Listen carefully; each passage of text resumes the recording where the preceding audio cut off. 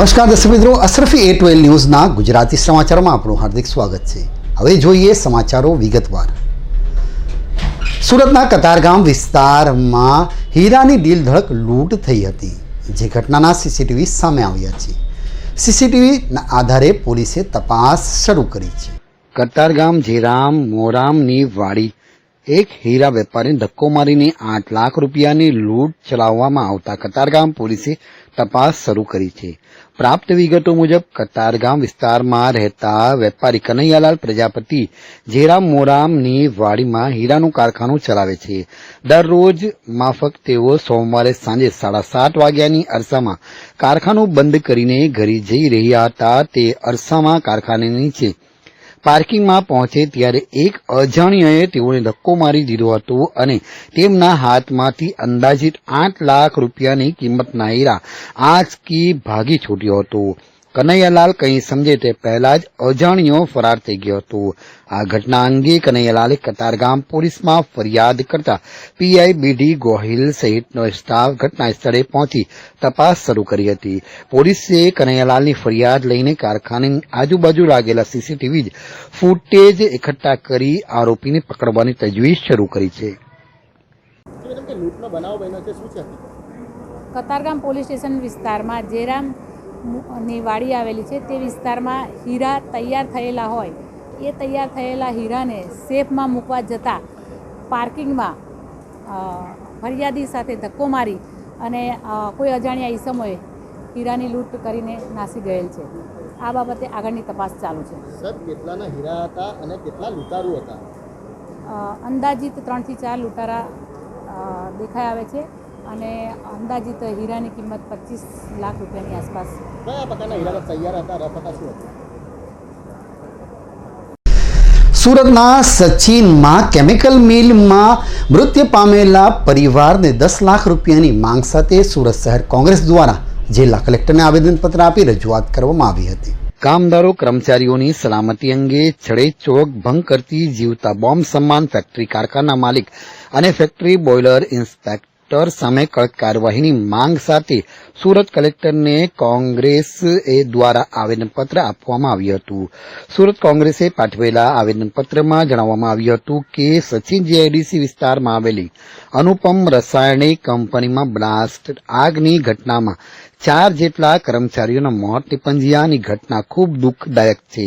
આ ઘટનામાં મૃત્યુ પામનાર પ્રત્યેક પરિવારને રાજ્ય સરકાર દ્વારા ₹10 લાખનું વળતર આપવાની માંગ સુરત શહેર જિલ્લા કોંગ્રેસ સમિતિ દ્વારા કરવામાં આવી છે। તેમજ સરકારી જોગવાઈઓનું કરાવવાની પાલન જેવી જવાબદારી છે એવા ફેક્ટરી અને બોઇલર ઇન્સ્પેક્ટરની સામે અને ફેક્ટરી માલિકોની વિરુદ્ધ ફોજદારી રાહે કાર્યવાહી કરવાની માંગ કરી હતી। સુરત કેમિકલ માફિયાઓનું હબ બનતું જાય છે। ખાસ વારે આ સુરતની અંદર આવી કેમિકલની દુર્ઘટનાઓ બનતી જાય છે। સરકાર અને સરકારનું તંત્ર ઊંઘતું છે, એને જગાડવા માટે આવ્યા છે। અને આ જે અનુપમ કેમિકલની ફેક્ટરીમાં જે આગ લાગી અને જે 4 માણસના મૃત્યુ થયા, 4 કામદારોના મૃત્યુ થયા, 15 થી 20 કામદારો ઘાયલ થયા છે, ઈજા થઈ છે। જે બોમ્બ બ્લાસ્ટની અંદર દાઝા છે અને હોસ્પિટલ નીચે સારવારમાં છે, એમાંથી પણ ઘણા જીવન મરણ વચ્ચે ઝોલા ખાઈ રહ્યા છે। ત્યારે આ માલિક સામે કે આ બ્લાસ્ટ થયા હોય એમાં કસૂરવાર અધિકારી સામે એક પણ તપાસ કે અધિકારીઓથી કંઈ પણ આગળ તપાસ કરવામાં આવી નથી। 3 દિવસ થયા છતાં હજી ફેક્ટરીમાંથી લાશોના ટુકડાઓ મળે છે। કાલે કોઈ હાથ મળ્યા, કોઈ આ મળ્યો, શરીરના અમુક ભાગો મળે છે। ખાસ વારે આવી દુર્ઘટનાઓ થાય છે। બોઇલર ફાટે છે, પ્રેશરો વધતા જતાં પણ બોઇલરો ફાટે છે અને એના 1.5 કિલોમીટર સુધી એના ઢાંકણા ઉડતા જડાય છે। ત્યારે આ સરકાર અને ઊંઘતું સરકારી તંત્રને અમે કહેવા માગીએ છીએ કે સુરતની પ્રજા ભય નીચે જીવી રહી છે।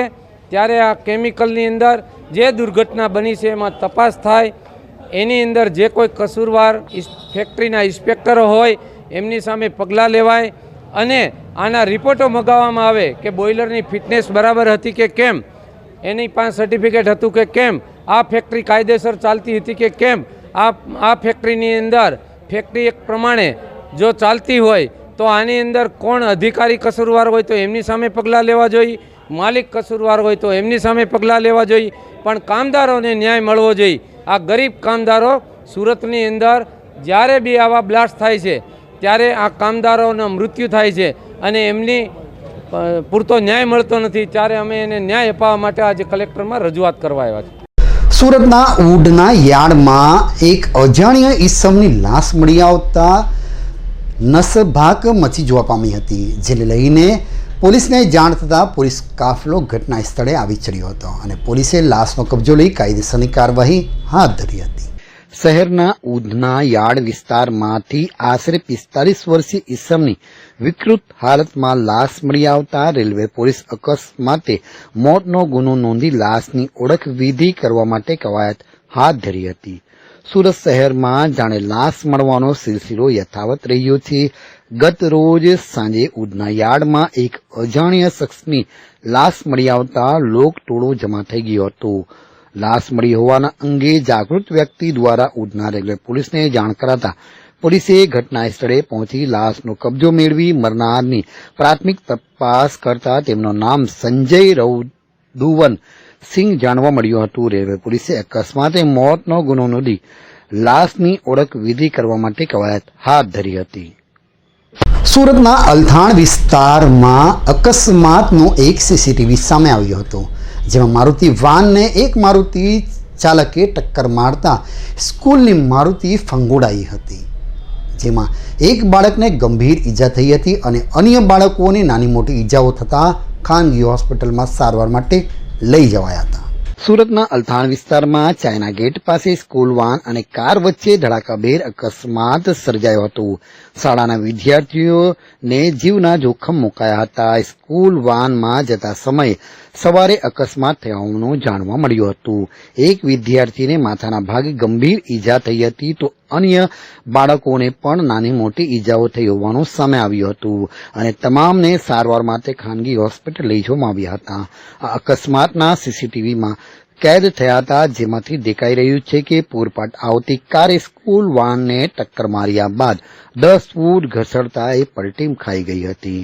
સ્કૂલ વાનમાં ચાલક વિદ્યાર્થીઓને શાળાઓ લઈ જતો હતો તે સીસીટીવી કેમેરામાં સ્પષ્ટ દેખાઈ રહ્યું છે. કાર ચાલક પૂરપાટ ઝડપે ગાડી ચલાવીને આવતો હોવાનું પણ જાણવા મળ્યું રહ્યું છે. સ્કૂલને વાનને ટક્કર મારવામાં ચાલકની ગંભીર બેદરકારી સામે દેખાઈ રહી છે.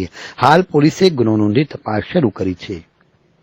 ખટોદરા પોલીસના વિસ્તારમાં આવેલા અલથાણ વિસ્તારમાં રોડ ઉપર સવારના 6:30 વાગ્યાના સુમારે મારુતિ વાનમાં શારદા એતન સ્કૂલના વિદ્યાર્થીઓને લઈને મારુતિ વાન જ્યારે જઈ રહી હતી એ વખતે એક કિયા સોનેટના વાહન ચાલકે સદર વાહનને ટક્કર મારતા વાહન પલટી મારી ગઈ હતી. એમાં જે બાળકો બેઠેલા હતા એને નાની મોટી ઈજાઓ થઈ હતી. બાળકોને સિવિલ હોસ્પિટલમાં લઈ ગયા હતા અને બાળકોને સારવાર બાદ પરત મોકલવામાં આવેલ છે અને હાલમાં પોલીસ આ બાબતની તપાસ કરી રહી છે. હિન્દી ભાષા દિવસની ભવ્ય ઉજવણીના ભાગરૂપે કેન્દ્રીય ગૃહમંત્રી અમિત શાહ સુરત આજે રાત્રે પધારી રહ્યા છે, તેને લઈને એક પત્રકાર સર્કિટ હાઉસ ખાતે યોજવામાં આવી હતી. કેન્દ્રીય ગૃહ અને સહકાર મંત્રી આજ રોજ રાત્રિના 9 કલાકથી આસપાસ સુરત આવી રહ્યા છે. 14મી સપ્ટેમ્બરના રોજ શહેરમાં હિન્દી ભાષા દિવસની ઉજવણી ઉપલક્ષીમાં આયોજિત કાર્યક્રમ તેઓ ઉપસ્થિત રહેવાના છે, જ્યાં તેઓ હિન્દી દિવસના પોતાના વિચારો રજૂ કરવાના છે. જે સંદર્ભમાં કેન્દ્રીય રાજ્યકક્ષાના મંત્રી અજયકુમાર મિશ્રાની અધ્યક્ષતામાં આજરોજ સુરતના અઠવા લાયન્સ સ્થિત સર્કિટ હાઉસ ખાતે એક પત્રકાર પરિષદ મળી હતી. સુરતના અઠવા લાયન્સ સ્થિત સર્કિટ હાઉસ ખાતે એક પત્રકાર પરિષદને સંબોધતા કેન્દ્રીય રાજ્યકક્ષાના ગૃહમંત્રી અજયકુમાર મિશ્રાએ જણાવ્યું હતું કે અખિલ ભારતીય રાજ્યસભા સંમેલન અને હિન્દી ભાષાનું આવતીકાલે આયોજન કરવામાં આવ્યું છે. 2 દિવસ સુધી આ સંમેલન ચાલવાનું છે. સાથે હિન્દી દિવસ તરીકેની પણ ઉજવણી કરવામાં આવનાર છે, જેના 2 દિવસ અલગ અલગ સત્ર ચલાવવાના છે, જેનું 15મી સપ્ટેમ્બરના રોજ સમાપન થવાનું છે. આપણી ભાષાને વિકૃત રૂપ આપવાનો પ્રયાસ થઈ રહ્યો છે. કોંગ્રેસના સમયમાં હંમેશા અંગ્રેજી ભાષાને પ્રોત્સાહન આપવામાં આવ્યું હતું અને ભારતીય ભાષાઓનું સન્માન થવું જોઈએ. અંગ્રેજોએ ભારતમાં અંગ્રેજી ભાષાના બીજ રોપ્યા. હિન્દીએ રાષ્ટ્રભાષા નહીં પરંતુ રાજભાષાનો દરજ્જો આપવો જોઈએ. અંગ્રેજી ભાષાને પ્રમુખ ભાષા તરીકે ઉપયોગ શરૂ કરાયો છે. રાજનૈતિક દળોના કારણે આપણે આપણા દેશના રાષ્ટ્રભાષા માટે સંઘર્ષ કરવો પડ્યો. આપણી ભાષા માટે આપણા દેશમાં આજે આપણે સંઘર્ષ કરી રહ્યા છીએ, પરંતુ છેલ્લા કેટલાક વર્ષોથી આમાં સુધાર આવ્યો છે. પ્રધાનમંત્રી અને ગૃહમંત્રીએ ભાષાના સન્માન માટે કાર્યક્રમ કર્યો છે. 17 કરોડથી વધુ લોકો દેશમાં હિન્દી ભાષા બોલી રહ્યા છે. દેશમાં 100 જેટલા દેશો છે જ્યાં હિન્દી ભાષા બોલવામાં આવે છે અને સમજાવવામાં આવે છે. પ્રધાનમંત્રી અને હિન્દી ભાષાને પ્રાધાન આપવાનું કાર્ય કરતા સન્માન વધ્યું છે. દુનિયામાં 25 સંસ્થા બનાવવામાં આવ્યા છે જ્યાં હિન્દી ભાષા શીખવવામાં આવે છે. સંયુક્ત રાષ્ટ્ર સંઘમાં પણ હિન્દી ભાષાને પ્રાધાન આપવામાં આવી રહ્યું છે. હિન્દી ભાષાને આજે સન્માન આપવા પાછળ પ્રધાનમંત્રી નરેન્દ્ર મોદી અને ગૃહમંત્રી અમિત શાહનું મોટું યોગદાન રહ્યું છે.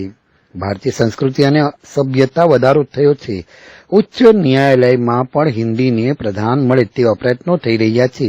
અંગ્રેજોએ જે નીતિને બનાવી હતી તેના કારણે અલગ સ્થિતિ ઊભી થઈ હતી. અમારો ઉપદેશ છે કે અંગ્રેજી ભાષાને બહાર કાઢી આપની ભાષામાં વાત કરવામાં જરાય સંકોચ કરવો જોઈએ નહીં. આવનાર સમયમાં જે ભાષાઓની વિસંગતતાઓ છે તે દૂર થશે. હિન્દી ભાષાને પ્રધાન આપવાનો અગાઉ કોઈ પણ રાજનૈતિક દળ દ્વારા પ્રયાસ કરવામાં આવ્યો નથી. બાળકો હિન્દી ભાષાનો ઉપયોગ ના કરવા હોવાથી તેનું નુકસાન દેશ અને આપની ભાષા પર થઈ રહ્યું છે.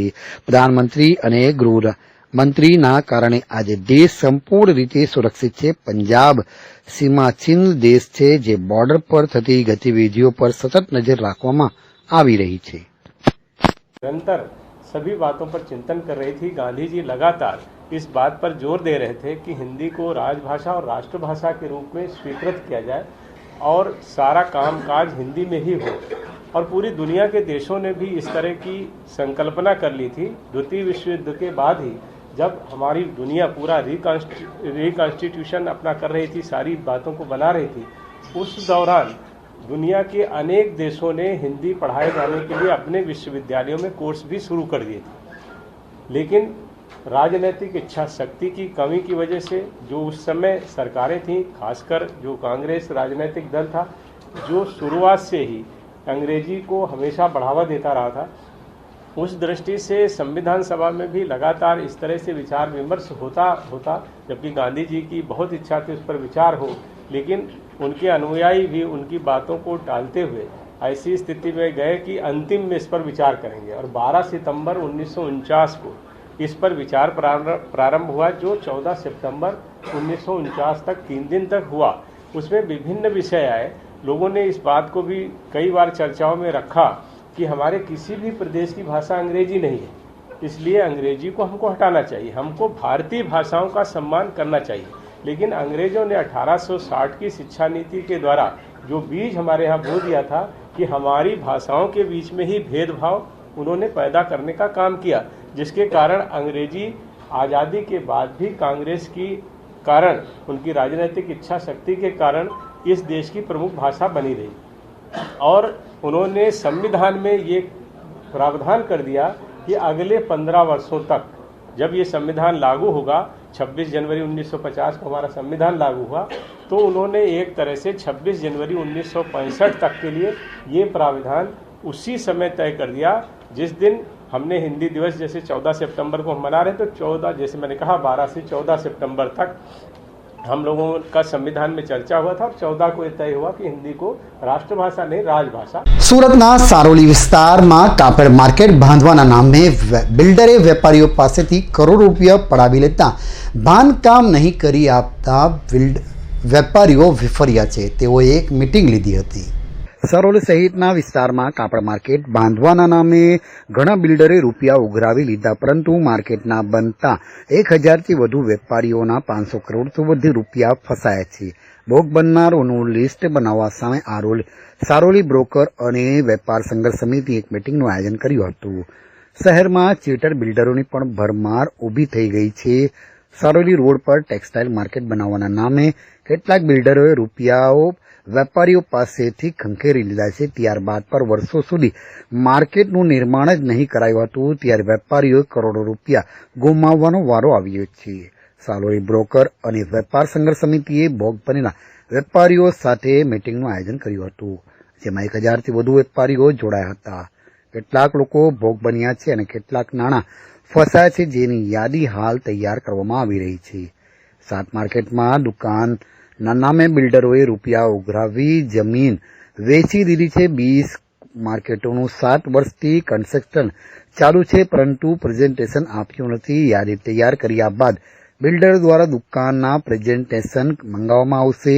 જો બિલ્ડર દ્વારા પ્રેઝન્ટેશન નહીં આપવામાં આવે તો સમિતિ બિલ્ડરો સામે કાયદાકીય કાર્યવાહી કરશે. जी आपનું નામ? મારું નામ જયંતિભાઈ ધનજીભાઈ બોરડ.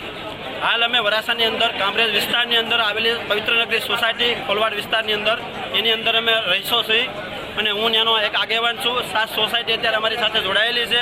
સેવસ્ટાન કંપનીએ જે અમારી હારે અન્યાય કર્યા છે સાત સોસાયટી હારે, અને એના બધા પ્રમુખો વતી મને વડીલમાં રાખી અને આ તમારી પાસે મોકલેલ છે વાત કરવા માટે. જે આપને શું સમસ્યા એ છે? સમસ્યામાં અમારે આ બિલ્ડર એવો માણસ છે કે અમારી સોસાયટીની અંદર એકનો એક ફ્લેટ બબ્બે વાર વેચી દીધો છે. એક ફ્લેટના બબ્બે દસ્તાવેજ કરીને અલગ અલગ લોકોને વેચી દીધા છે, છતાં એને બંને પાસેથી પૈસા લઈ લીધા છે. હવે ફ્લેટમાં કોને રહેવું ને કોને ન રહેવું આવી મુશ્કેલ ઊભી થાય છે. બીજી અમારી પાસેથી મેન્ટેનન્સો લઈ લીધા છે, એનું મેન્ટેનન્સ કરતો નથી. ઉલટાના અમારા જે દર્શાવેલા કામ છે સોસાયટીની અંદર કે બેઝમેન્ટ પાર્કિંગની એ વસ્તુ અમને 10-15 વસ્તુ બનાવી આપવાનું કીધું હતું, પણ એક પણ જાતની અમને પ્રાથમિક સુવિધા આ લોકોએ કરી આપેલ નથી. અને અમે એની પાસે રજૂઆત કરવા જાય છીએ તો ઉલટાને અમને મારવા દોડે છે અને અમને ગન બતાવી ધમકી આપે છે કે ખોવાઈ જાય ગોઈ તો એની જોડે કે અમારી પાસે બધું છે કે તારી હું અવકાશ છે તું હીરા ગઈશો સાનમોનો હીરા ગઈ આવી અમને વાત કરે છે. અને કામરેજ પોલીસ સ્ટેશનની અંદર અમે કેસ કરવા જઈએ છીએ પણ ત્યાં પણ અમારી અરજી લેવામાં આવતી નથી. અમે ઘર દીઠ આગળ છેડા કરીને 150 અરજી પોલીસ સ્ટેશનમાં આપી પણ હજી એને કોઈ કાર્યવાહી 1.5 વર્ષની અંદર કરવામાં આવેલ નથી. ઉલટાના અમારા ઉપર 28 જણા ઉપર ખોટો કેસ કરવામાં આવેલો હતો અને અમને ખોટા અંદર ફસાવી દીધા હતા અમને દબાવવા માટે. તો હવે અમારે સરકારની પણ એક જ વિનંતી છે કે અમને ન્યાય અપાવો અને આવા લોકોથી અમને રાહત અપાવો. પૈસા લઈ લીધા, દસ્તાવેજ અમારા પૈસા લીધા છે. અમારો રોડ રસ્તા પણ સોસાયટીના નથી. ઘરે જવું હોય તો અમારે ક્યાંથી જવું? ખેતરમાંથી હાલીને અમે ઘરે જઈએ છીએ. અમારો રોડ પણ નથી.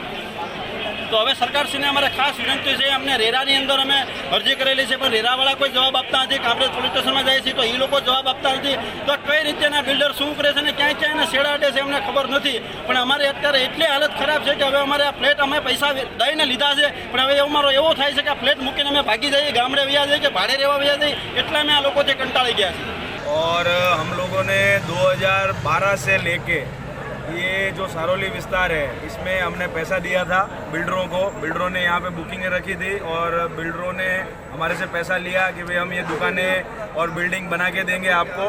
तो 2012 से लेके हमने पैसा दिया है. अभी तक उन बिल्डिंगों का कोई भी काम हुआ नहीं है, सब अधूरे पड़े हैं. बिल्डर कोई जवाब देता नहीं है. 2012 में मैंने साकेत टेक्सटाइल मार्केट उसमें मैंने पैसा दिया.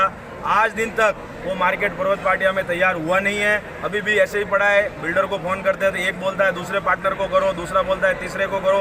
कोई जवाब देता नहीं है. हमारा पैसा नहीं आ रहा है.